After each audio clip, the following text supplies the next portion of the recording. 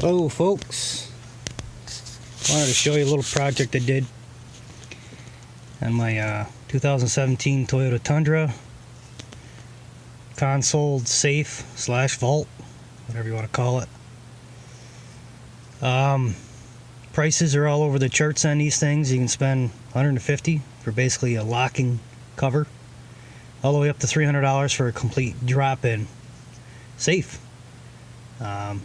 I'm cheap, so I thought I'd build one. I had a brainstorm. I'm prior military and I love ammo cans.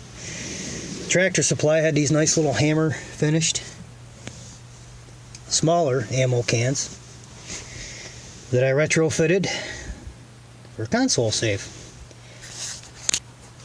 Purchased a little cami lock combination. Did not want a key. Didn't want to lose it.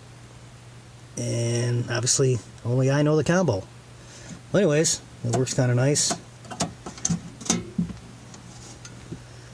I did have to anchor it with a couple little screws to the inside with a piece of angle iron that's riveted over the catch. This thing is not coming out. I did utilize two of the original console anchors with bolts, 6mm I think bolts. That's just a little rubber pad I put in there. Again, this is the first time I messed around building one of these.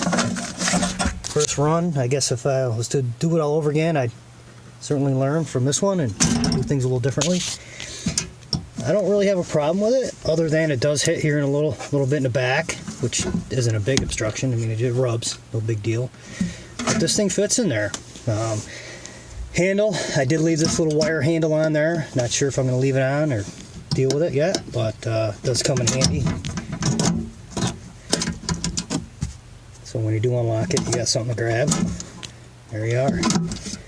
I'm a pistol owner, and this is primarily why I built this, is to keep my pistol secured and locked in there, as opposed to a cheap glove box.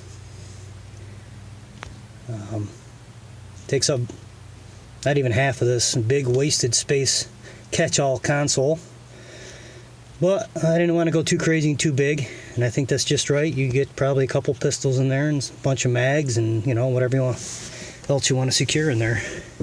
I didn't pay $150. Obviously didn't pay $300.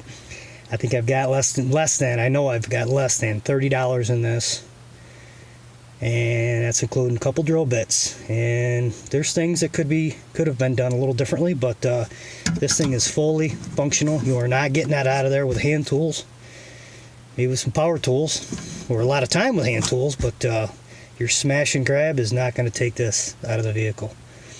So hopefully this helps somebody out there who's maybe looking at doing the same thing. I'm open for suggestions and comments. Hopefully this will get you in the right direction, and I'd be curious to see what people would do a little differently in making this a little more functional. But there you go, for less than $30. Very functional and practical little safe. I don't usually do YouTube videos, but I thought maybe I'd save somebody some time and get them headed in the right direction. All right, thank you.